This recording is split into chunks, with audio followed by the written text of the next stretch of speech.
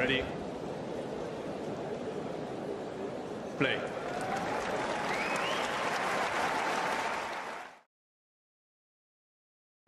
Hello. Welcome to Talking Tennis. And this is it. This is the final of the Rome Masters, the Italian Open, one of the most historically significant tennis tournaments outside of the majors. Big in its importance for its warm-up for Roland Garros, for its relevance, not just because it's so close, but because it's also because the conditions are very similar, and it's a Masters 1000 event. You know, the best players in the world tend to win these. Probably going slightly earlier than scheduled because they've started playing slightly earlier than we were expecting. We are watching Elena Rybakina against Anhelina Kalinina, Kazakhstan versus Ukraine. We've got plenty of exciting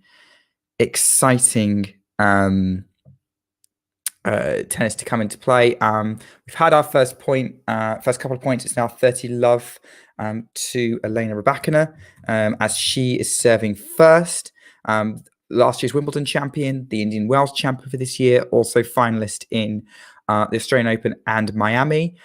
She's having a very, very strong 12 months and is legitimately top 3-4 in the world. And she will move up to world number 4 should she win. I'm going to be on my own today. So I would love anyone watching to jump in the chat, share your thoughts, ask me questions.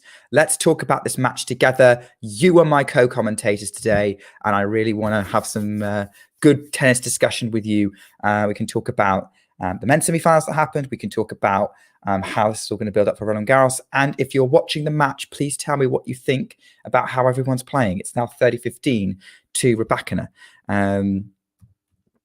Rybakina serving first, but it's all very, very exciting times. Obviously, please bear with us at the minute. It's we weren't 100% sure whether this was going to be happening today or not, but obviously the organisers, despite it being 11 p.m. Rome time, decided to continue with the match, and hopefully it's going to be a good one and it's worth the wait. We're now to 30 all, so I'm going to start talking through the points. So I'm going to talk through this point, and then I'm going to come to the first comment I've seen come in from Ria, as forehand slice from Kalinina to the Rybakina back forehand. I'm sorry, I'm a little bit rusty today, but yeah, she sort of decided to kind of vary up with a slice forehand cross court, but Rybakina picked it off with her magnificent forehand to go 40-30 game point. Again, Ria, I have seen your comment. I'm going to come to it maybe after this game's finished. Rybakina serves out wide, backhand and play from Kalinina. Forehand change direction from Rybakina, now trading forehands cross court. Again, that sort of slice forehand from Kalinina. That's going to be interesting, and this time it disrupts Rybakina and it's deuce. That's very interesting play so far. Kalinina looking to throw a little bit of variety in there and not allow Rybakina to really get a hold in the match, to get going on the backhand, which was kind of struck a little bit at points against Ostapenko yesterday. Maybe some are saying that Rybakina's fortunate to get here because of the Swiatek loss. Who knows? Short return from Rybakina, from Kalinina, and Rybakina moves into the net to finish it off with a forehand. Gets advantage in this game, gets the game point. Very, very interesting situation. So yeah, absolutely. Those are just showing the replay of her coming in. Very well finished off from Rybakina. Again, that forehand so dangerous from the Kazakh. It's what got her into such a position. Yeah, this sets up some interesting points for her to run. Garros. Big serve from Rybakina, but it's just wide. Kazakh currently playing a white wearing a white shirt with long sleeves over a pink tennis dress. Backhanded to play from Kalinina. Backhand Rybakina long deuce. All right, let's go to Ria's comment. Hello, Ria. Can't believe they're playing the final this late. Should they postpone to tomorrow? I think yes. I think, to be honest, they should have scheduled this match for tomorrow anyway. Follow the Indian Wells model of having both finals on the same day. I think that gives us a nice a pretty epic day of tennis. But clearly they decided that they wanted to get, this was the schedule, they wanted to get it done today. The players clearly wanted to get it done today. They were warmed up and ready to go, probably have been for a while. The rain's kind of delayed it. But yes, given this is probably going to finish gone midnight Italian time, depending on how it's going to go, maybe even 1 a.m. This is not ideal for the Italian audience. The only audience this benefits might be the American audience. By the way, Rybakina's just gone long, and it's advantage Kalinina to try and get an early break in this final. I've got some thoughts that are sort of coming into my head as we're going. Oh, it's an unfortunate. It was an unreturnable serve from Rybakina. I think Kalinina kind of overhit the return. She looks a bit frustrated that she wasn't able to do it. Very good start from the Ukrainian. But yeah, glad you agreed that they should have played both finals on Sunday. That should have been the schedule from the start. This is not ideal for anyone local, and that's including in like my time zone, which is the UK. But clearly, that is the way they've gone. So nothing more we can do here. So obviously, I know we've got about 5 viewers on already. We've got someone on Twitch. We've got 5 viewers on YouTube. Hello, all of you. Please get in the comments if you so wish to let us know your thoughts. As much it's still juice, by the way. And again, Rybakina's gone long, and Kalinina again has a break point chance. So I need to kind of focus on what's going on here. There's definitely a lot of talking points around this final that we can discuss. I could discuss with you guys. So very exciting times, not just on Talking Tennis, but also in this match. Rybakina's getting ready to serve. First gets the serve. She's getting ready. Goes out, tries to go out wide again, misses the first serve. First serve percentage, if it was a lot higher, would make Rybakina almost unbeatable. But as it is, she's a little vulnerable. So let's see how it goes. Mid-court serve from Rybakina as they go trading backhands again. Rybakina very heavy, goes for the drop shot. Kind of gets to it. Rybakina, oh, was that a pass or was it out? It was out. The passing shot attempt was out from Kalinina, and it's back to juice. So that's 2 break points saved by Rybakina. Very aggressive play, kind of forced Kalinina. That was a kind of, she came to the net, put a drop shot down, and Kalinina tried to run it down, couldn't quite achieve it. It was a bit of a risky move, but it just about paid off for Rybakina, who is coming into this match as the favourite. Goes first serve into the net again. First serve letting her down. Not ideal. Not ideal at all. Again, we caught Kalinina back into play. Backhand, oh, looped up from Rybakina and just about lands in. Kalinina loops her backhand up. Now in-hand forehand from Rybakina. Cross court. They're trading to backhand. Their backhand sides the minute. Cross court. Winner from Kalinina. Backhand winner from Kalinina. It was too good. Rybakina couldn't get to it. And Anhelina Kalinina has a 3rd break point chance. Given that Rybakina's had a couple of game points, this game absolutely fascinatingly poised. Absolutely fascinatingly poised right now. And Kalinina's come out swinging. Really has. Very, very impressed with what the Ukrainians produced in what is the biggest match of her career, level-wise. What's this going to do? I mean, it's given Kalinina maybe a little chance to recover. Second serve again. Oh! That was either double fault or return winner. It doesn't matter either way. Oh, yeah, I think they're calling a double fault. Umpire's off the chair to check the mark and is confirming it is out. Elena Rybakina, double faults break point down. Kalinina breaks straight away. So here's why things, from my perspective, are pretty interesting for this match, because this is Kalinina's first time anywhere near this level. It's the first time she's won 5 consecutive matches at a tournament this level before at the WTA level. There you go. That's the score updated. In fact, I'm going to just look up her stats. but yeah, this is like the biggest. This is not like, this is legitimately the biggest match of her career right now, and that's the only thing that could beat it would be a Grand Slam final, maybe matching with a Grand Slam semi-final. In terms of her career finals, she reached a WTA final previously in Budapest, where she ended up losing to another Kazakhstani, Yulia Putintseva, in 2021.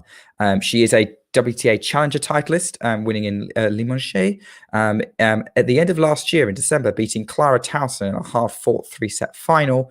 And she also has 5 ITF titles, 1 100k title and 4 60k titles, as well as, there's another 10 25k titles, so 15 ITF titles total.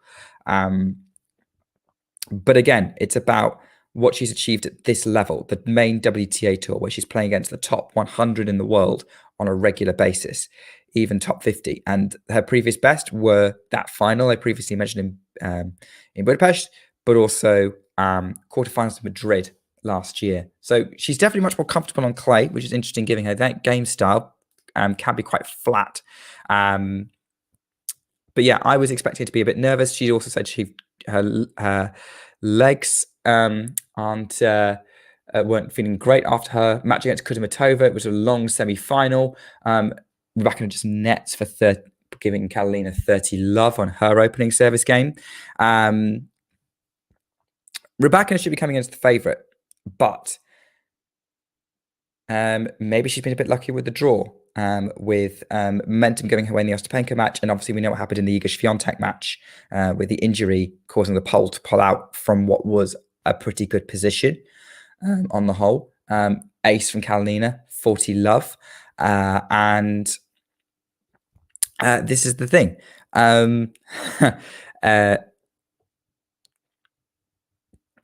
This is the thing. We what was I going to say? Sorry, my mind's gone blank. It's a late one for me. It's interesting that if Rybakina doesn't win this, that's going to raise some question marks, because that means she's lost her last 2 big finals, and in fact she'll have lost 3 out of 5 big finals. And not massive question marks, but if she loses to a massive underdog like Kalinina, it kind of it might raise a few questions about whether she can take advantage of the situation. Hello, James. Yes. Well, look, it's not that late for me. It's 10 p.m. I can go till midnight if needed. Fortunately, it's not a work night for me. But definitely real respect for these 2 women who are playing this late. Frankly, it's ridiculous that tennis is the only sport that makes athletes play this late. I'm becoming increasingly of the view that it's of benefit to no one. But yet every tournament, with the exception of Wimbledon, because of the curfew that tournament has, seems to have it as some kind of badge of honor that it makes it of the physical endurance aspect of playing into the small hours of the morning. But as I said, unless it's a really, really extreme sport, it's not a part. It shouldn't be a part of the game. So it's something that tennis really needs to look at. I get why, because it gets more of an audience. Like if you're coming to us from Australia, this is a nice sort of Sunday morning breakfast match for you. If you're coming to us from the US, then this is sort of a nice sort of Saturday afternoon, Saturday evening affair. And I completely respect that you've got to play for the international market, but there is a point where you shouldn't be compromising your star's health over it. So that's my rant over. It's now 30 love in the Rybakina service game, and I've been talking so much that I haven't been able to update the score.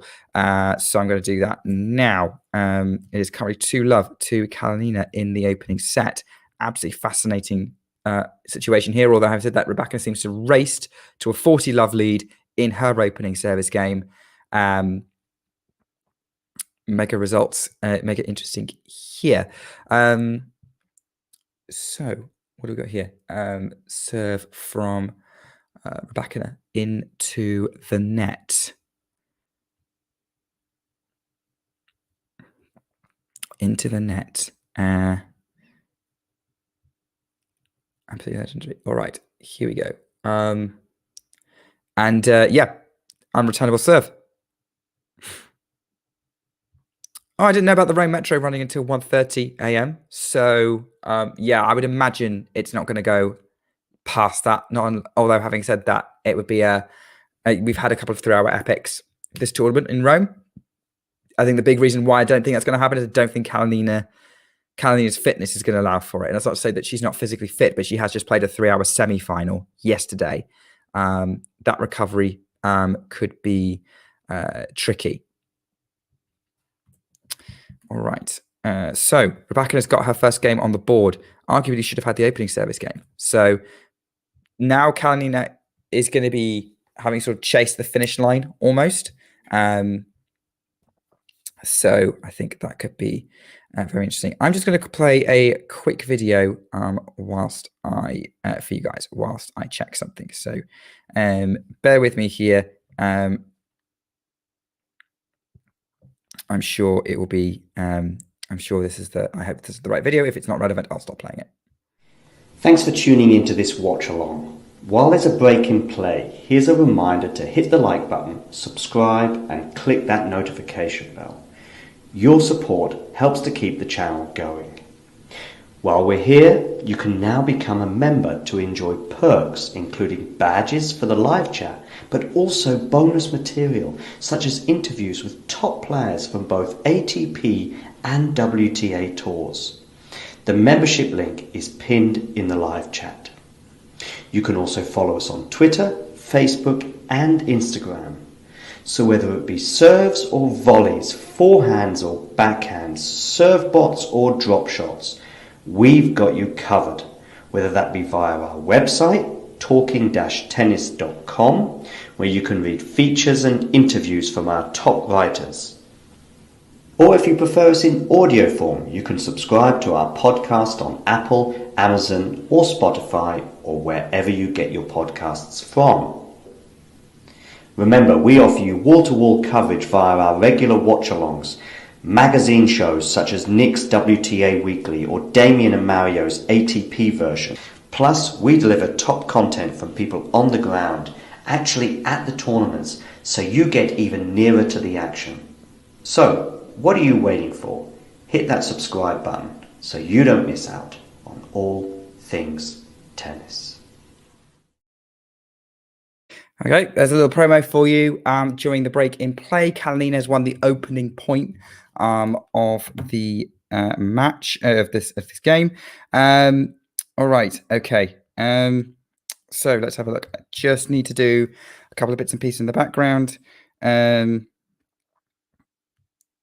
right. Whilst we're going on here, but let me know. Okay, James is giving some insights. Yeah, there's definitely a little bit of inconsistency for Rybakina. That was kind of clear during her kind of last few wins. You know, she's been winning despite the inconsistency, which is a mark of a top player. If you can play well enough, that you win without win despite that, then great. I think she's definitely has been fortunate. Good winner from Rybakina to go to 15-30. She kind of Kalinina tried to drop shot it. The drop shot was not good enough at all, and Rybakina was just easily picked it off with a forehand coming in.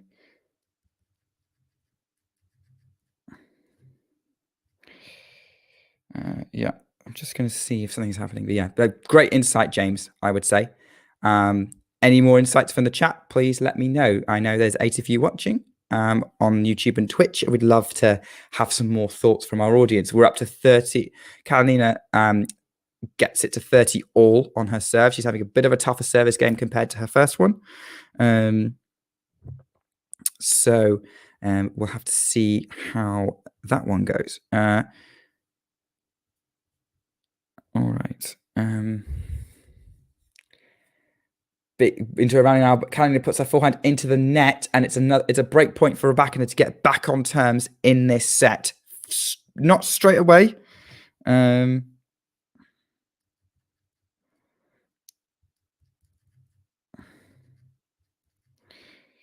was just seeing if all right, so we've got into a big situation. Backhand from Kalinina. The backhand of Rybakina into the net. First break point saved.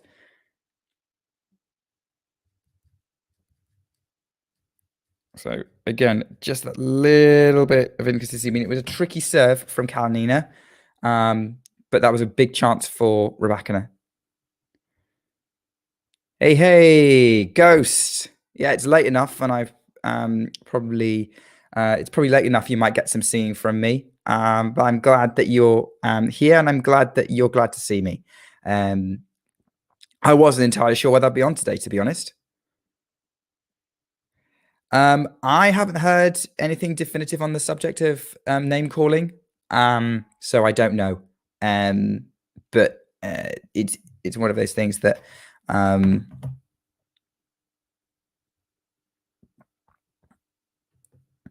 it's one of those things that, you know, I've heard about, possibly could have happened, but I don't want to definitively say one way or the other that that's happened because I don't know enough. All right. Advantage Kalinina to maintain the break, but puts that serve into the net. So not a great start from Kalinina there. And then puts the second serve really easy for Rybakina to pick off. That was sort of looping and easy to pick off. Not a lot of pace on it. Yeah, Rybakina takes it to deuce. Hey, yes, I know it's I know that you're a big WTA guy, Ghost, and really appreciate your support of that tour. I know I go on occasional rants about how we talk about the ATP tour too much sometimes, but I know that you share my passion for promoting the WTA side as much, and really grateful for it. So yeah, I know that I feel like sometimes in the shouting out going, WTA's here too, when everyone wants to talk about Alcaraz and Medvedev and Djokovic and Nadal. Advantage Rybakina again, first serve into the net for Kalinina. So second serve for Rybakina to get back on terms. Serves again. Backhand from Rybakina is wide, and she looks annoyed with herself for dragging that wide. It was kind of a really nasty body serve, second serve from Kalinina, which kind of put Rybakina in a really awkward position. But she could have made the backhand. Yeah, she just looks a little annoyed with herself for not being able to do that. Still very much in this game, though. It's still juice. I'm also very impressed by Kalinina, Ghost. I didn't see her making it this far either. I thought that Madrid quarterfinal from last year would be a one-hit wonder. Clearly not. That could have been a Toba semi-final. Really great performance. She's had another couple of gutsy wins as well. Like really gritty battles. So yeah, I completely agree. Kalinina, it's really cool to see her here. Another name at the top definitively, and she's going to be a force on clay for years to come, I think. She's clearly her favourite surface, and to get to a Rome final just shows her pedigree. Backhand from Rybakina on the return into the net. Kalinina finally holds. And Rybakina will now serve, having missed opportunities to break in that game. She's definitely not going to be happy with that one.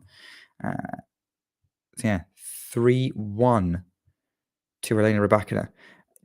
Definitely shout out. Agree with James on wheelchair tennis. I think that it's something that actually gets slept on. I did watch a fair bit of the wheelchair matches that took place at Wimbledon last year as well.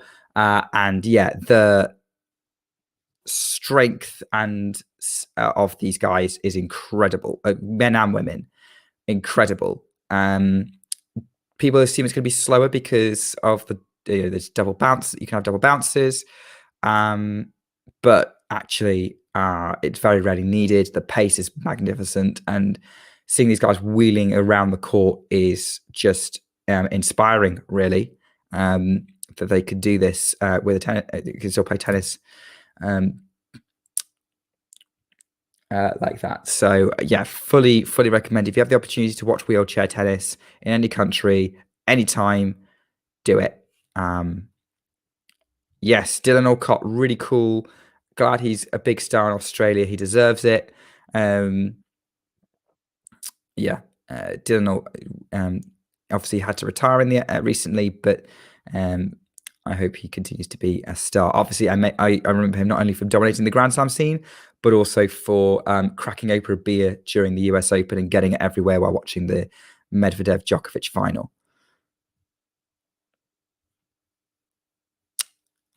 I've never seen the documentary. Might be fun to watch. I definitely think a wheelchair tennis documentary would be very welcome, and I think would tell us a lot. I think would tell us a lot. So, and probably big up the game as well. It's now 40 love for Rybakina. She missed the first serve, questioned it, umpire checked it, goes up wide with the second. Kalinina attacks on the backhand. They're trading backhands in the minute. Goes back up the line. What a winner from Kalinina. That was nice. She's saying something to her box, but that was just a lovely backhand up the line winner. Monster.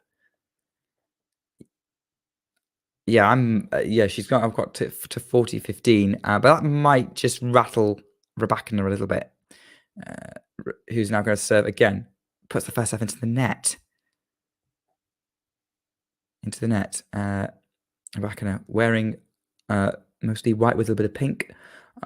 Serves body serve back, forehand into play from Kalinina, goes to the backhand, they're trading up the middle, and Rybakina nets and looks frustrated, having netted off the backhand. Interesting times. Yes, I like it, James. I like it. Backhand boom. It's a shame you can't join us today. Appreciate it's late where you are, but that would have been fun to hear in real life. Oh my word. Okay. So first serve long from Rybakina. Goes to the second serve. Backhand in play from Kalinina. Backhand up the line from Rybakina. Kalinina runs to the ball. Rybakina stepped into court to finish with the cross court, but the Kalinina gets to it. Loops it. Oh, she's got it. No, she's not. She's way out. Against the angle of my television, that was a bit deceptive. Rybakina has managed to hold. I thought she got it, but then I've just seen the ball was way out, and that was me being overly optimistic about some drama. But never mind. I think we've got plenty of drama in this match to come. It's 3-2 Kalinina as they change ends. Whew. Yes, this is that James Steele. James, I don't know if you've ever watched a stream with Ghost, but he's a big fan of your name. Yes, I have mentioned you before, and Ghost absolutely thinks that you should be some kind of secret agent with your name. There's a couple of other comments from Ghosty. Speaking of it, do I think the Netflix thing will lead to you spin-off tennis-related media? I hope so. I mean, I know there's a tennis movie happening with Zendaya, which is probably unrelated. I don't know. It depends on what kind of media you're talking about, to be honest. But yeah, hopefully if Breakpoint Part 2 is successful, Part 1 was a little bit lackluster, but I'm relatively optimistic about Part 2 given who they've got in it. It might spark some interest. Certainly some of the people that I know who've watched it liked it, but it's not really taken off in the same way as Drive to Survive.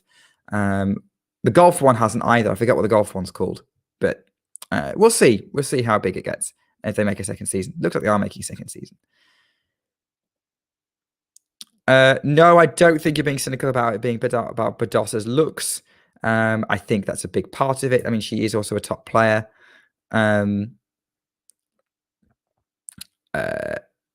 think she was a top player when they started filming. She was number 2 when they started filming it. But yeah, I think there's definitely an element of Badosa being very Instagram friendly as well, which would probably be why they picked her. But also, let's face it, she kind of might be the future of tennis.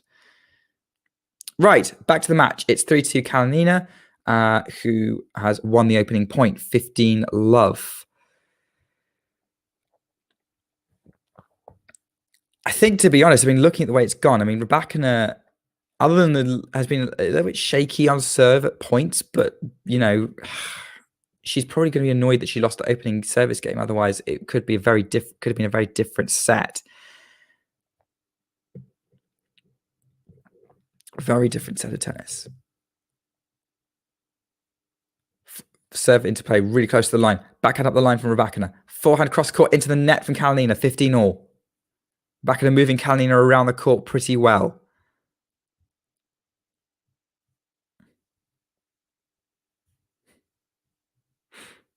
Saying that only watch Netflix if Medvedev or Rublev were starring in it. Medvedev would be a lot of fun. Rublev would be quite nice. Any WTA players you'd want to see in it? Oh, are you only interested in ATP? They're only interested in those two guys. Which, to be fair, I'm a big Medvedev fan. I'd watch him in Netflix. It's really nice to see you too, Max. Let me know what you think about the chat. Let me think about the match as it goes. But it's always nice to have you with us from Las Vegas, which I think for you right now, it's like, it's 10:30 for me, 2:30 in the afternoon. So probably a lot more of a reasonable hour than some of the other commentaries I've brought to you. So it'd be nice to have you a little bit more awake for this one. Goods went to around at 30-15, which Kalinina has netted, and it's 30-all. Definitely Rybakina's second serve. At the minute, her first serve percentage is way too low, Rybakina. And, Kalinina's doing what a top player would do. And I think now that she is in the Rome final, we have to count her as a top player. I would count anyone who reaches a Masters 1000 final on either tour as a top player. You may disagree. It's 30-40, by the way. Kalinina's gone long with a forehand. So there's a lot of interesting, crazy interesting stuff going on right now, including in the chat. So lots of cool comments I'm seeing happening. Apologies if I don't get to you all. But we're at a break point, so we need to focus on what's happening. Kalinina has abandoned the ball toss. Then goes for a first serve out wide, misses.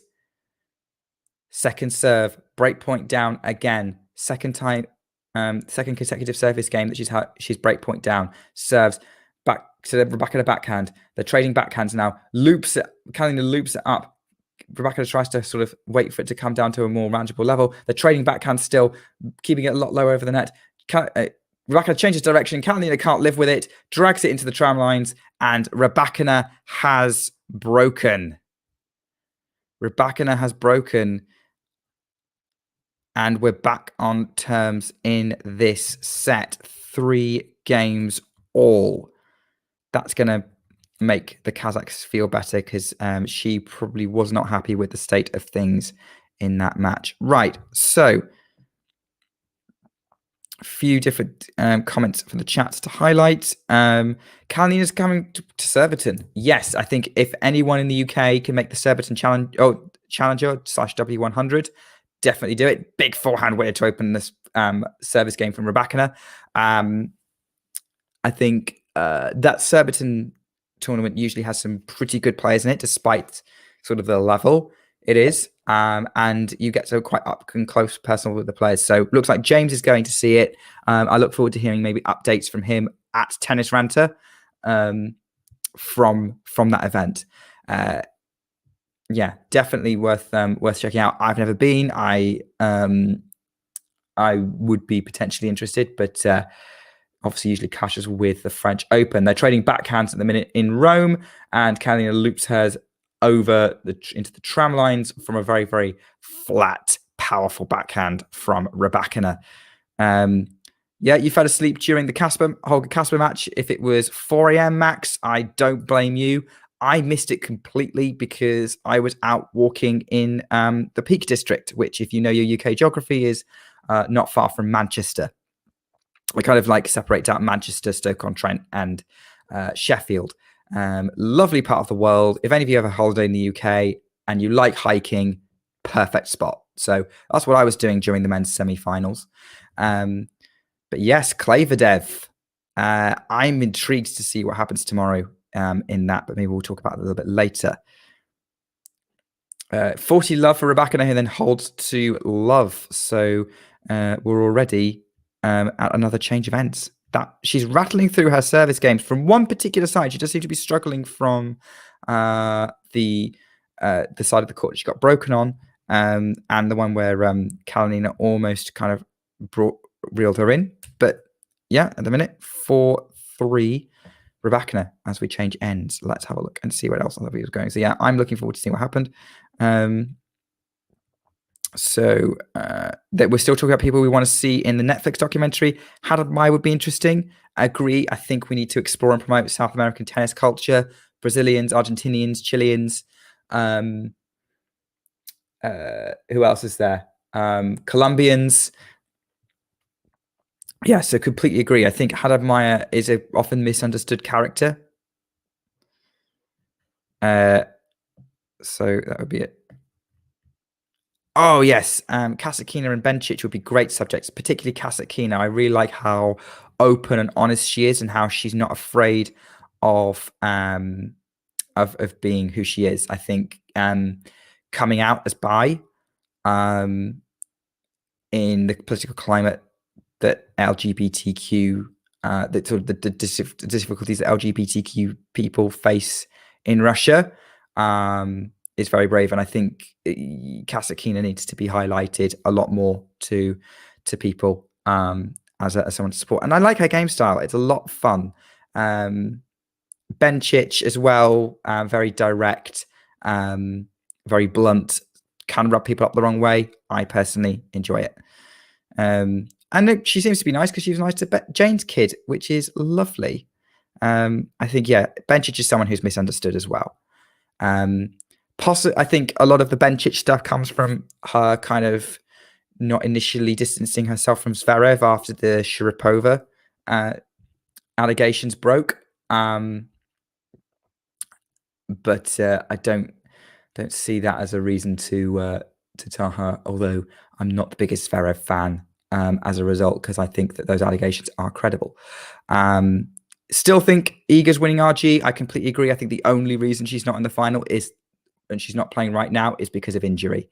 And I don't think that injury was severe enough, looking at it from some of the stuff that she's been saying, that to warrant her being concerned about Roland Garros. So yeah, I think Iga Świątek is very, very much the Roland Garros favorite. Kalinina has just lettered a forehand, and it's love 30, and this match is starting to run. The set's already starting to run away from her a little bit. Ghost will probably be very happy with that. Max may be wrong about the set going to a tiebreak. Completely agree with Bencic being underrated. Surbiton is in London, Ghost. You are absolutely right. It's a suburb of London. Yeah, I'd agree, especially since with you, James. Elena has got a grip on the match now. And she's now love 40 on the Kalinina serve. So one more point, and she's serving for this first set. I'll talk us through it, actually. So love 40 before I look at any more comments. Out wide serving Kalinina, it's in. But Rybakina's return was absolutely brilliant. Dragged out. Kalinina tries to move her around, and the forehand is dragged wide from Kalinina, from Rybakina.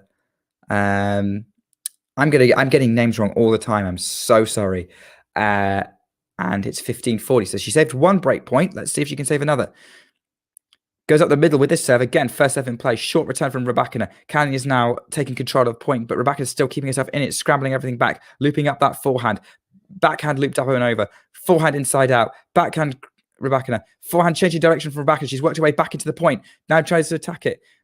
Kalinina's moving her around. Backhand looped up to give Rybakina more time. Kalinina goes on the attack with the forehand. Forehand up the line for Rybakina to make it really tricky for Kalinina to pick up the backhand. What a rally this is.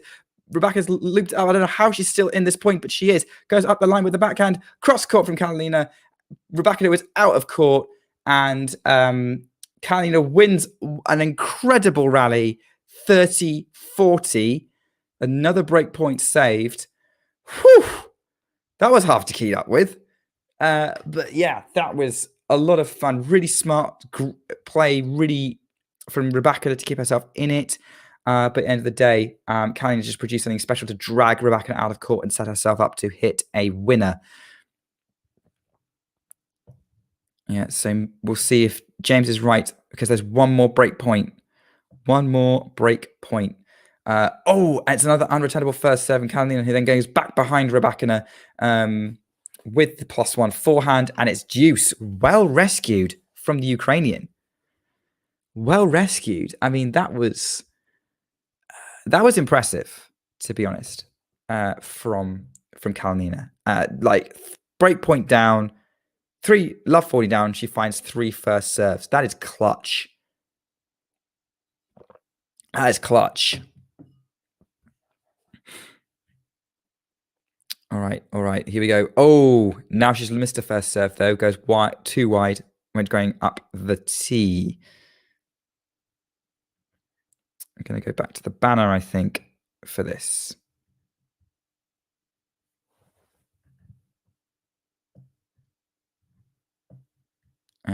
Advantage Rybakina. Advantage Rybakina.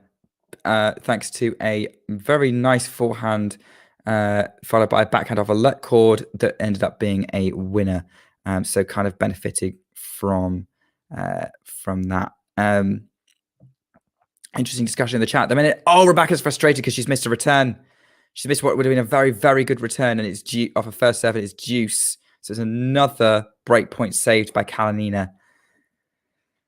I don't know if Elena's quite got a grip on the match, but she seems to be the better player. It feels like it's on her racket. If everything's flowing, Rybakina should win this, but she's not, because she's not winning it because she's making mistakes at critical points. I mean, she's had to fight her way back into this set. Gets the backhand return into play. Gets the forehand there. Kalinina loops up the forehand, Rybakina attacks with hers. They're trading forehands at the minute. Rybakina tries to go up the line. Kalinina runs it down. Backhand goes back behind Kalinina. Drop shot, Rybakina. Kalinina comes in for the pass, but Rybakina's at the net. Oh, lovely sort of cat and mouse at the net. Kalinina wins. And she's kind of keeps talking to her box, even though she's winning points. But it's advantage to Kalinina. Again, from another great rally that Rybakina was trying to set up the advantage for. There was a little cat and mouse. There was a couple of let chords. Lots of let play, and it's that sort of little bit of extra variety that seems to be giving Kalinina the edge in some of these sort of more longer rallies. Just able to live with whatever Rybakina is throwing at her, or at least keep herself in the point. And you can say the same thing about the other way as well. Up the middle from Rybakina. They're trading backhands now. Rybakina changes direction. Then Kalinina forehand, still using the Rybakina backhand. Forehand, Rybakina cross court. They're now trading forehands. Rybakina tries to change direction, going up the line, puts it in the tram lines. Kalinina holds. Big hold. That is a very impressive hold from Kalinina to have saved 4 break points from all that pressure from the from the woman who's trying to become the world number 4. She's currently world number 7. She's a Wimbledon champion, Indian Wells champion. And Kalinina soaked up all the pressure she was being thrown at her. 4-all. That is fascinating. Max, yeah, no, we're not going to go into a full geography lesson of the UK. And we don't necessarily need to worry about where everything is. But maybe some other time we can do talking geography or something. French Open starts during 4 a.m. In my time zone. Don't be sleep. I mean, you're probably having the same problem in Italy. I have less problem with Australia. It starts at midnight my time. So I can't do a lot. Interesting discussions around the Ostapenko match. Some people on Twitter have beef with Bencic, but I think we've kind of moved past that conversation now.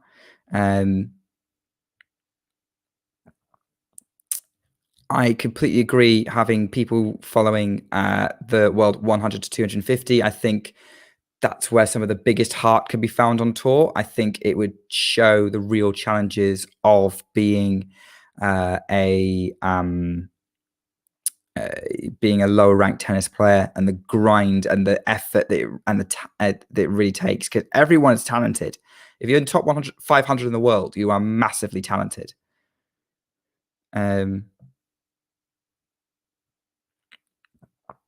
So I would be massively supportive of doing something like that. I think it would be fascinating. 30-15 for Rybakina. So trying to put this disappointment behind her at the present time.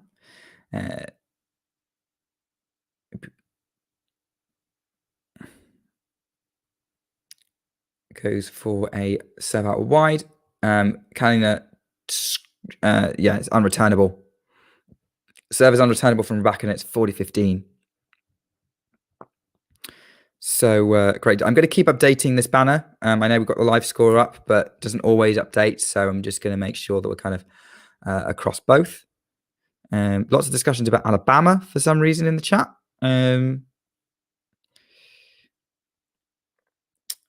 First serve into the net from Rybakina. She kind of needs to get this going as much as possible.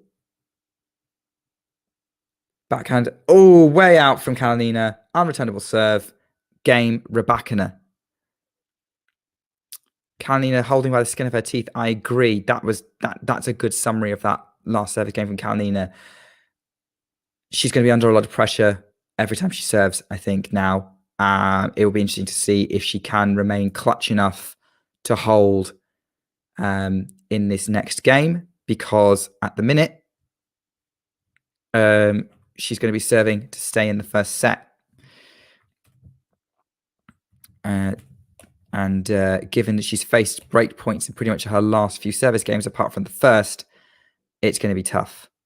It's definitely going to be very, very tough. Max is still holding on to her tiebreak prediction. Could still be right. Kalinina's showing a lot of grit and determination in there. So that'll be exciting.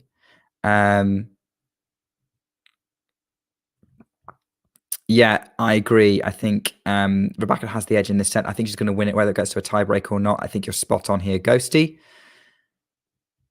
Yeah, my power rankings will probably get recorded at the beginning of the week, and it will be my final Roland Garros power rankings. I'm having a little bit of a headache because obviously I've got to do a top 10 ranking, and I've got about 14 or 15 players who I think deserve to be in it. So expect to see plenty of honorable mentions. Here we go. I don't know why it's still... It should be saying 5-4, not 4-4. There we go. So Kalinina is now serving. We've got plenty of Ukrainian flags, which is great to see in the audience. So, yeah, I don't know where our live score's gone, but I'm sure our producer's working on it. Yeah, Rybakina's coming into the net off the return, trying to put pressure on Kalinina. Oh, but Kalinina's lobbed her really, really well. That's a magnificent lob from Anhelina Kalinina. Kalinina, and she's at 15 love. That's a very good start to this game, given the pressure that she's already been put under by Rybakina, who was clearly trying to give herself the advantage early on, try and get the momentum going, try and take advantage of the fact that she is trying to take advantage of the fact that she's got the momentum in this match, and that really the match is on her racket. First serve long.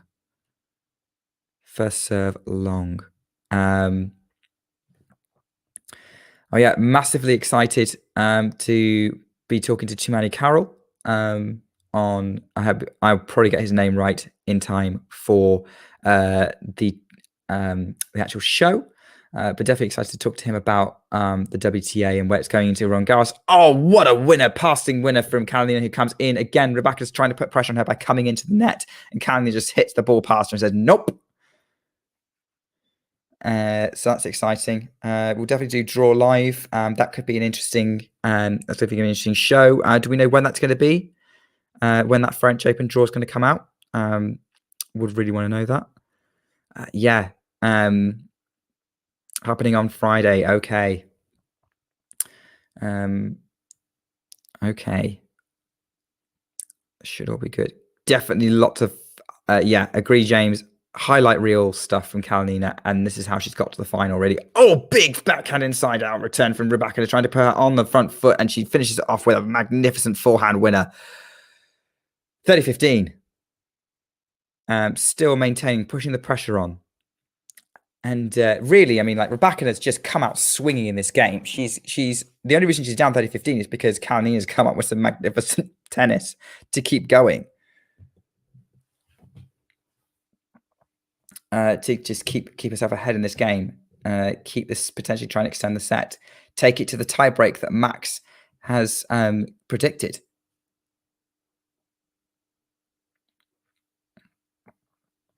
All right, here we go. Kalinina body serve, backhand into play, cross court, forehand into the net from Rybakina. Kalinina jing herself on 40-15. 40-15 for Kalinina to make it 5 games all. That would be pretty fascinating, I think, if that was the case. So Kalinina gets ready to serve.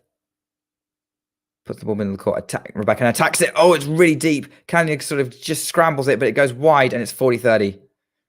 Again, the Rybakina return really she's just swinging on these returns at the minute, and she's putting Kalinina at a massive disadvantage.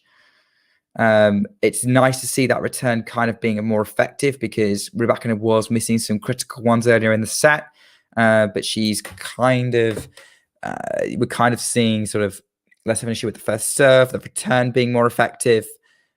She's getting better as the match goes on, which is not good news for Kalinina, because I think if Rybakina is getting better, she's definitely going to take this title. Although she was the favourite anyway.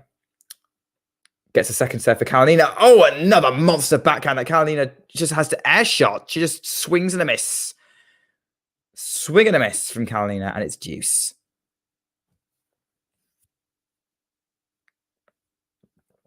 So that would be, James is saying it's a bad bounce. I'm saying, probably was in retrospect. There you go. There's a picture of Rybakina, who's in, as I kind of described in the outfit from before. Got Kalinina, who's wearing sort of a blue and white shirt with a black bandana and a black skirt. And again, monster return. Kalinina puts the forehand into the net, and it's a set point for Elena Rybakina. Set point for Elena Rybakina. On the Kalinina serve, she's given that Kalinina looked pretty good after those first couple of points. Rybakina's just kept on pushing it, but unfortunately, that return off the first serve is long, and it's deuce. First set point saved. I mean, Kalini's had to save so many break points this set, more than Rybakina has, and Rybakina was the one who got broken. Kalini's serve is just under so much pressure right now, has been most of this set. I mean, it's amazing the set's not already over, because if that first game hadn't been a break, it'd probably be 6-3. Second serve from Kalinina. Cross-court forehand winner from Rybakina. That was monstrous. Again, that second serve from Kalinina is just lacking a little bit of play, a little bit of pace, and Rybakina's just picking it off. First serve into play. Monster backhand return from Rybakina. They're just keeping on going, trading backhands right now. Rybakina goes cross-court winner. No, it was out.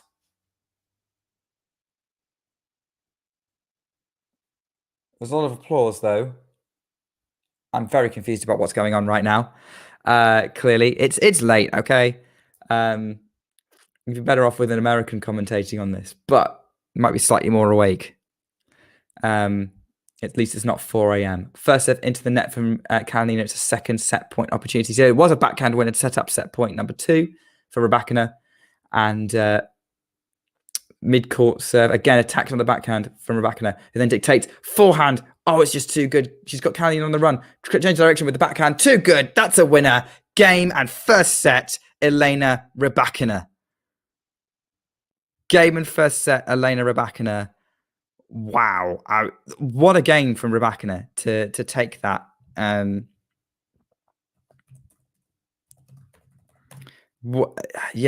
nothing worse. There's so many great winners. Just positive. The return was just she was just all over the Kalinina serve. I can't be more complimentary than that, than I am. It's just brilliant tennis, really aggressive, just controlled the passage of play so well, and she's just blasting winners. Medvedev is on our screen for some reason. If he wants to come and commentate with me, I'm sure he'll know far more about what's going on. I think given that he plays better on clay than he claims that he can, we should probably not read too much into anything he says. But he's more than welcome to come on the show if he so wishes. I think we'd have a lot of fun. A lot of fun. Right, let's see what else you guys have been saying in this chat. James is saying you feel the floodgates have now opened, and Elena will probably run away with this. That's my sense as well. I think Rybakina has definitely got a little bit more tennis to her name, a bit more.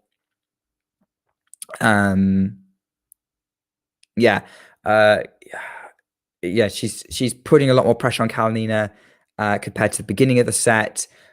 She's got all the momentum. I think Kalinina's starting to get a bit tired. She's definitely clearly frustrated. At the minute, I feel like the match is is on Rybakina's. Is Rybakina's to lose at the minute? She's just got to maintain focus. That's why she's a champion.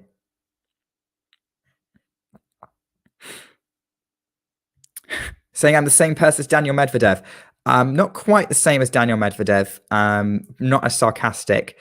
I have been told that I look a little bit like Cameron Norrie, but I have a slightly shorter haircut. But the slightly sort of the beard is similar enough. But Cameron Norrie has a much better everything tennis related than I do. Plenty of people have asked me. I think if you were watching the stream last night, I kind of surprised Damien with my views on who's going to win the French Open. Damien and John, I think, are all about Alcaraz being the favorite for the ATP side. There we go. Side by side comparison. Hold on. What do we think? I think I need to grow. Unfortunately, I can't actually grow anything on here. So you'll just have to sort of take me as Cameron Norrie light. Cameron Norrie light. Maybe diet Cameron Norrie, if you will. Do I think Novak can win the French Open? Yes, I think he's the favourite. I am ignoring the injuries because Novak and injuries, we can read too much into them. I think recently, he played. He was a little bit unfortunate to run into Holger Rune in Rome the way he did. I think Rune seems to be a bit of a thorn in his side. On over 5 sets, very few people can deal with Novak Djokovic. I think that if you look at the 3 favorites for Roland Garros right now, which is Djokovic, Alcaraz, and Rune, I think Djokovic beats both Alcaraz and Alcaraz and Rune in a 5-set match on clay, in Roland Garros, on slow clay. I actually also think that if it ends up being Rune versus Alcaraz at any point on the slow clay of Roland Garros over 5 sets, I think Holger Rune wins it. I think I would probably put, in terms of a matchup, depending on the draw, Holger Rune, I think Holger Rune would beat Alcaraz. In fact, if I was to, I've been very tempted over the last couple of weeks to say that Holger Rune would be my favorite for the title, but Novak Djokovic is just looming too large for me right now. And given the history with him, and that he's an all-time great, he has to remain the favorite. But if there is an injury problem, if he's less than 100, if he's 50% fit, then I think Rune is the favorite. So there you go. That's my take on it. But that's the reason why I don't do the ATP show. There is a reason why I don't do the ATP show. I do the WTA show because I only know slightly more about what I'm talking about there. Not loads more, but I'm very glad to be the host because if I'm the expert, then people realize how little I actually know about what I'm talking about. But hopefully, if you're enjoying whatever nonsense is spewing out of my mouth, you will like this video, like this stream, and subscribe to the channel. We're trying to keep building everything up. Mehdi doesn't know what's going on. I just about know what's going on, which is that Elena Rybakina is 30-15 up and then hits another forehand winner up the line, 40-15. She is in full flow right now. There you go. Yeah, quote on the screen. Yeah, quote it, clip it, put it on YouTube Shorts. I want to have them play at RG now because I'm either going to look like a complete idiot or I'm going to look like Nostradamus Jr. I say Junior because no one can quite be quite Nostradamus. That is John. It's not a comment about John's age.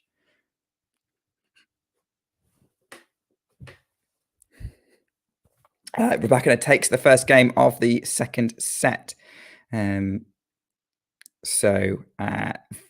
pretty handily. And yeah, she looks pretty comfortable now.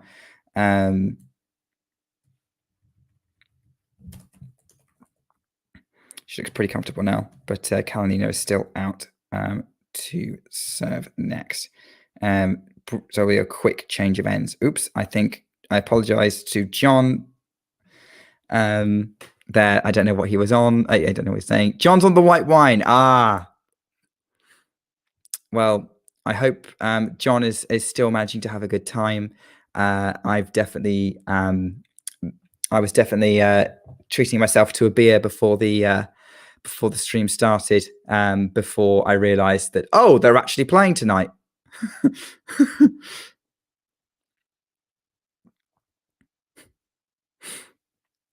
Ghosty's very complimentary about all of us on the Talking Tennis. All right, it's love 15 already in this Kalinina service game. Wait, hang on, something's happening. Something's happening. Please tell me it's not raining. No, Kalinina's sat. She's talking to physio. It's love 15. Oh, she's got her head in the towel. I was a little bit concerned about her fitness going into this match. She was saying her legs were gone after her semi-final. And that was another reason why Rybakina would be the favourite. This is not what we want to see. Kalinina doesn't look like she thinks she can continue. She looks very, very upset, almost like she's crying. That's really heartbreaking. That's not how I want to see a final end. We want to see these people, being able to compete. I remember Marin Cilic at Wimbledon in 2017, clearly hampered by a blister. Kalinina is definitely very, very upset right now. I don't think this match is going to continue. which is a massive shame for everyone, not the least Kalinina, because I know she'd want to give her very best in the biggest final of her career. Put on a really good performance, and she has put on a really, really good performance because she was a breakup really early on in that set. She was playing some amazing tennis.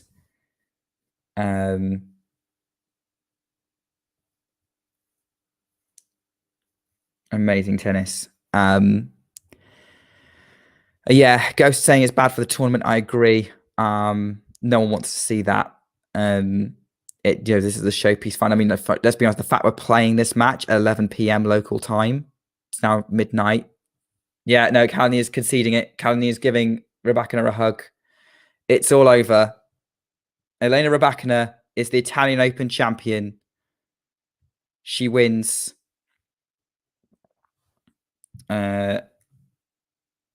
She wins it. 6-4, 1-love, retirement.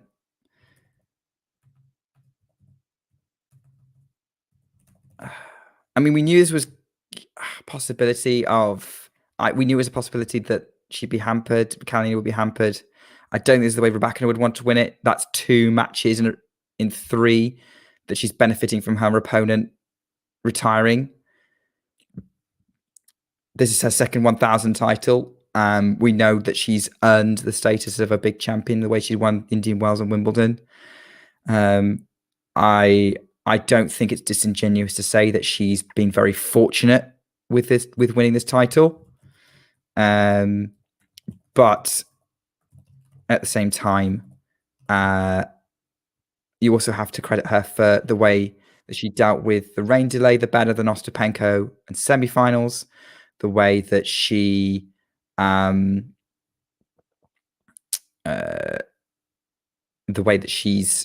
she kind of gritted her way to the quarterfinals. She put herself in this position to benefit. She earned her place here, even if she's been slightly fortunate. She's signing tennis balls now. But so let's not take it away from her. Like, it's been a good week overall. Yeah, big hug for Rybakina as well. From Kalinina, I think there's a little bit of respect. I hope whatever problem is for Kalinina, that there's a recovery for it, if anything, so James can see her in Surbiton, but also so that she can have a strong Roland Garros and show us a little bit more of that clay form that over the last couple of years she's really demonstrated that she can produce. Yeah, a bit of a damp squib ending yet again. But hey, they can't all be Madrid Open finals. They can't all be Australian Open finals. And I think it became kind of inevitable. We kind of knew this was going to be coming. We kind of hoped for a set of tennis. But hey, it's 5 past midnight, so it's not going on too late. So Rybakina can now focus on recovering and using this next week to prepare for Roland Garros, because we're now very much in preparation mode for that tournament. We have one more big singles match. 2-10. I have to sit down and work this out now, because it's all really close. As I said, there's 15 names in this, and anyone other than number one, which is obvious who the number one is, shouldn't be a secret. It's not really a secret. There's a clear favorite for the women's Roland Garros singles title. I think we can probably say Rybakina's in the mix to be high up the list. Sabalenka's going to be high up the list. I think there's some names. I definitely think there'll be some disagreements. There's going to be a couple of names in there that you're going, what are you doing? Why is it there? But hey, that's half of the fun. That is half the fun. And then we'll see how the power rankings look at the draw, because obviously it's pre-tournament power rankings. There's a possibility that number 1, 2, and 3 could all be in the same half of the draw if I ignore the rankings completely and I put Sabalenka at number 4, say. That's not a hint. I haven't actually worked it out yet. This is no spoilers. This is much like the script for the last Star Wars movie, which was probably rushed and rather last minute.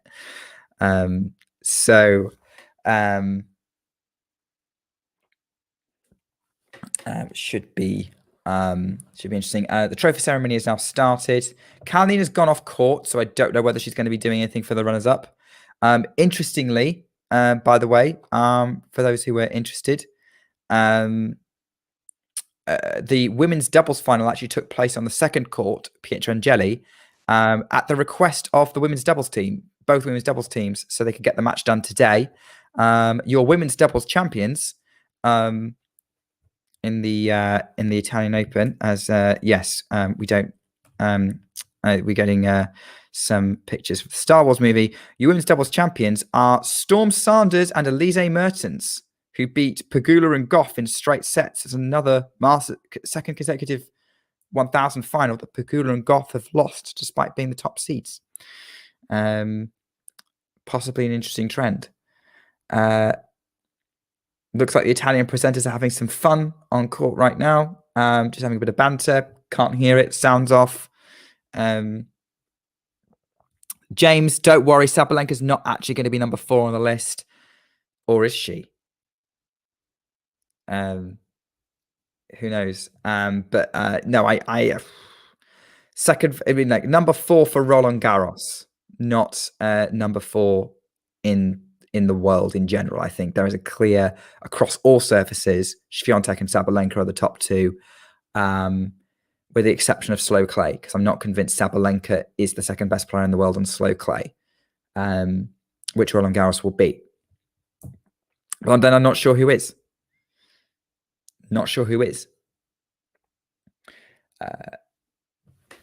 Everyone's arriving on court for the trophies. I'm going to kind of keep watching, keep rambling as I do. Still, obviously, we're looking ahead to Roland Garros. There is actually some WTA action taking place next week. There's a few 250s going on. There's Strasbourg, which in previous years has actually been quite interesting in the run-up to the French Open, with Krejcikova winning it in 2021 and building the momentum that took her to the French Open title. Last year, an amazing final that took place between Angelique Kerber and Kaya Juvan, which was one of the matches of the year in Strasbourg in that final. The other match being in Rabat in Morocco. Rybakina is being presented with some kind of framed photo, presumably of all the previous Rome winners. But yes, so there's some interesting stuff going on right now.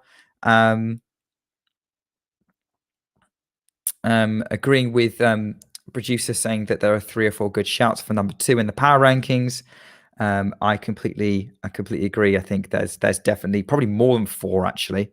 I think if I'm thinking off the top of my head who's in running for number 2, it would be Sabalenka and Rybakina, Jabeur, Krejcikova, and I'm also tempted to put Kudermetova in the mix, given her 2 semi-final runs recently. For those who want to know what's going on in Rabat, the top seed in Rabat is actually Martina Trevisan. So for those of you who are Trevisan fans, that's where you can find her. You also in action Rabat, Sloane Stephens, Leylah Fernandez, Tatiana Maria is in action, Maya Sharif, Linda Fravitova, are just some of the seeds there. And then in Strasbourg, the top seed in Strasbourg is actually Magda Linette, with Elise Mertens also getting involved. We've got some American interest with Bernarda Pera, Katie Volinets is there as well. Castella is playing. Pavlyuchenkova is also involved. So some interesting fields. Maybe Rabat's got the slightly stronger field, interestingly, because I would have thought Strasbourg, with its proximity to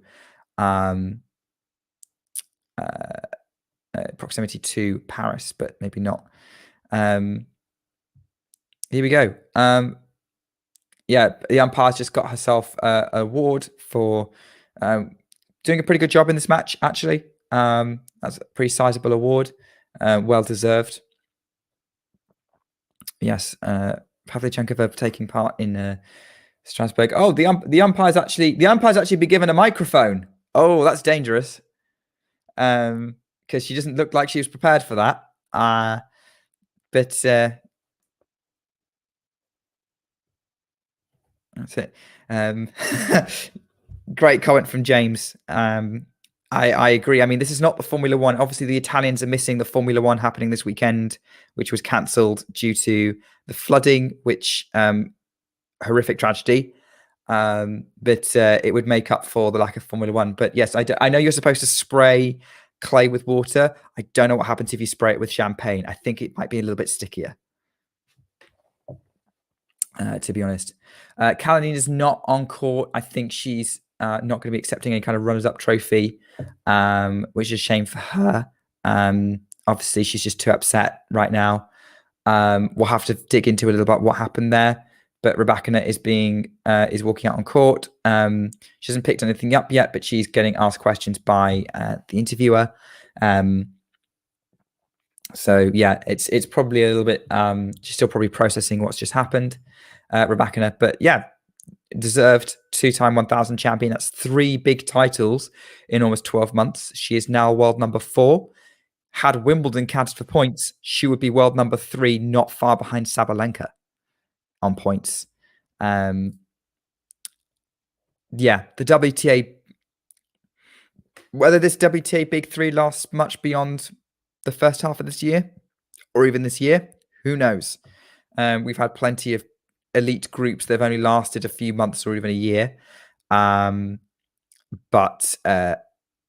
let's just enjoy it. It just, for the right here, right now, seems to be the norm, that it's these 3 players: Swiatek, Sabalenka, Rybakina.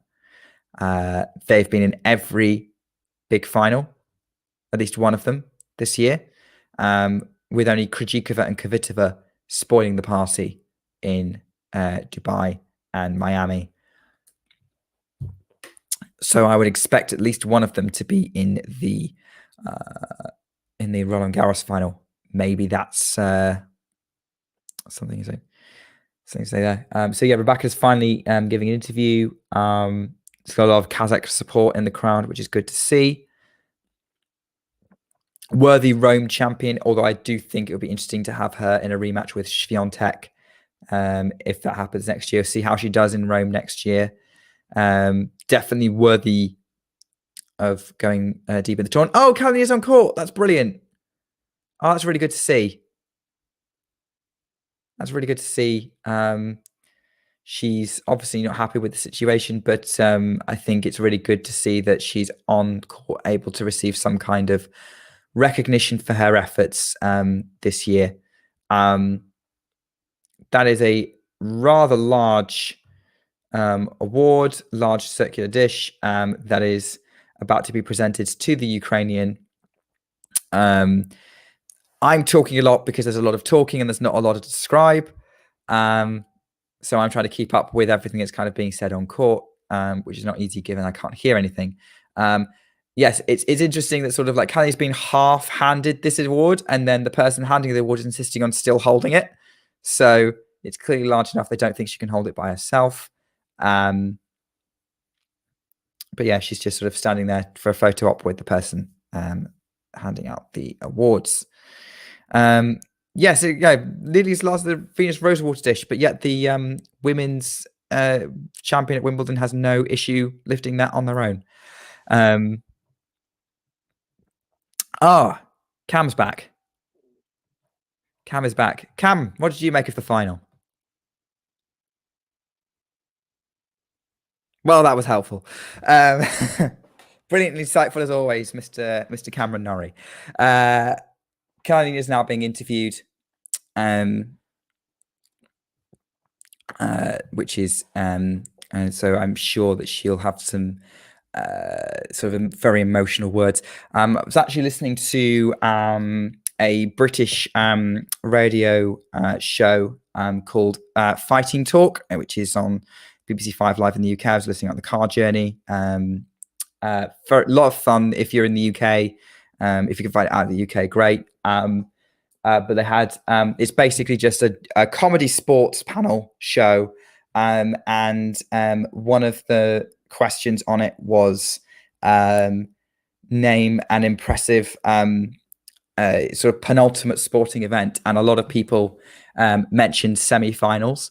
And actually, one of the people on the panels was actually Gail Ems, who is an English badminton player, now retired, who basically said that your best moment when playing the Olympics is winning the semi-final, because you know you're guaranteed a medal and you're not going to be in the third, fourth place playoff. The worst moment is losing the final in that situation. So for Kalinina, she's had a tremendous high of getting through the semi-finals into a Masters 1000 final.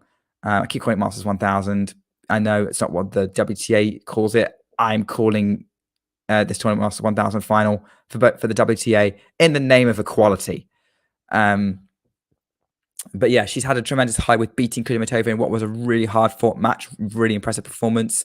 Almost let it slip, but stabilized, got through. And she should be incredibly proud of herself for her achievements, as should the lady in your photo right now. Mario tweeting that she's now won a big title on every surface, grass, hard, and clay. Mario, as insightful as always. And I think, yeah, that's actually super impressive. I don't think, I think Sabalenka won a title on grass. I don't think she's won a title on grass yet.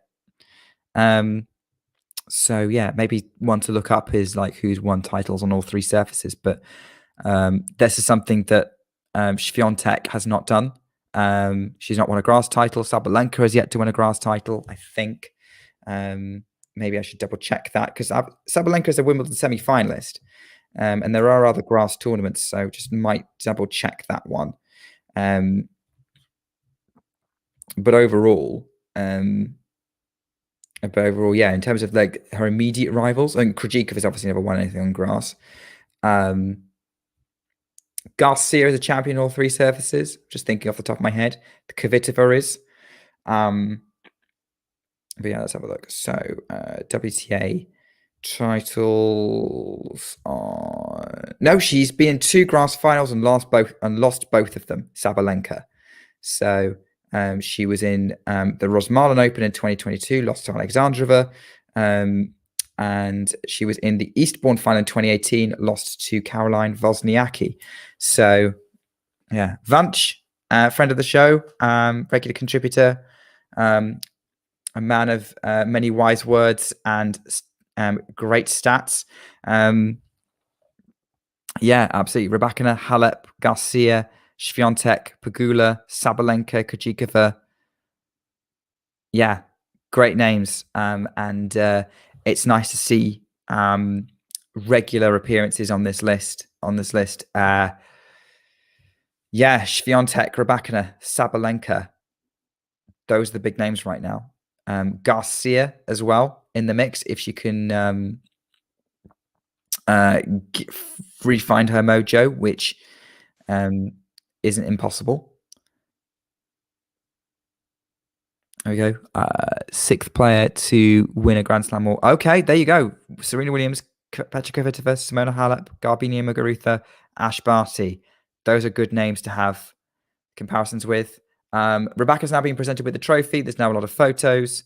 I kind of missed that because I was looking at all this. But yeah, okay. So very impressive from Elena Rybakina. She's supposed to have in a very elite club of multiple Grand Slam champions. And who knows? Maybe she'll be a multiple Grand Slam champion very soon. Maybe at the Roland Garros. Maybe she'll defend her Wimbledon title. I think she might be the favorite for the US Open. As it stands right now, but we want to see how the American hard courts play out. But although I will say, the last since 2018, when Indian Wells has been played in March, the champion of Indian Wells has won the US Open. 2018, Naomi Osaka won Indian Wells and the US Open. 2019, Bianca Andreescu won Indian Wells and the US Open. 2022, Iga Swiatek won Indian Wells and the US Open. Paula Badosa won in 2021, but that was in autumn after the US Open. So that's just a little bit of a stat. I'll probably repeat that in a couple of months in the build-up to the US Open. Ghost is saying whether she's the favourite for Wimbledon. She's got to be one of the favourites, but I think Sabalenka is also going to be a favourite for Wimbledon, especially since last time she played Wimbledon, she got to the semis. So it's going to be between one of those two for Wimbledon, I think. But we're not here to talk about Wimbledon. We're looking too far ahead. We're looking at the magnificent orange clay of Rome and of Roland Garros. And this is who we're going to have. And we're looking forward to it. Okay, so we're about to head into Roland Garros. One still has the Grand Slam within her grasp. Yes, Sabalenka, ambitious, and she's not out of contention for Roland Garros. But yeah, I'm excited to see what happens in Paris on the excited to see what happens in Paris and see all the big names in action. Swiatek, Rybakina, Sabalenka, Krejcikova, Garcia. See how she does on home soil. On Jabeur, how's her injury going to fare? Coco Gauff, what's she going to do? How's she going to do with this form, being the defending finalist? Can Leylah Fernandez do something interesting, given that injury kind of ruined her run last year? Yes, there is a Power Rankings press conference that will happen at some point this week. They'll probably come out on Tuesday, or whenever I get around to recording it and whenever John gets around to editing it. But even before we get to Roland Garros, we've got Rome, because tomorrow is the men's final. Do we know? I don't know if we know who's commentating on that yet, but we've got a juicy encounter between Holger Rune and Daniel Medvedev. There's going to be a lot of personality on court. There's going to be, I don't know what happens when you put two heels against each other, but it's going to be tremendous fun. And we're definitely going to be covering it. I hope we all enjoy it. I hope you all enjoy it. I think it's going to be an interesting one. All right. Well, thank you so much for joining. If you're in Europe, appreciate it's pretty late. If you're not, if you may be in a part of the world where it's a little bit earlier, thank you for joining over breakfast. If you're in the US, I hope we entertained you sufficiently over this afternoon, evening. But thank you all for joining us. We hope that we had some good fun, despite sort of maybe the anticlimactic ending to the match. Keep talking tennis. Elena Rybakina is your Rome WTA champion. Thanks very much. I'll see you soon. If you enjoyed this video, make sure you hit that like button. Don't forget to subscribe and click that notification bell so you don't miss out on all things tennis.